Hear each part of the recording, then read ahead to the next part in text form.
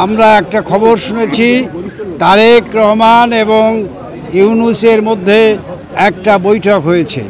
নেতায় নেতায় বৈঠক হলে বাংলাদেশের বিদ্যমান সংকটের কোনো সমাধান হবে না। জনতার ঐক্য হলেই কেবলমাত্র এই সমস্যার সমাধান হবে। একটি অচিরেই নিরপেক্ষ তত্ত্বাবধায়ক সরকার গঠন করে সকলের অংশগ্রহণের মাধ্যমে একটি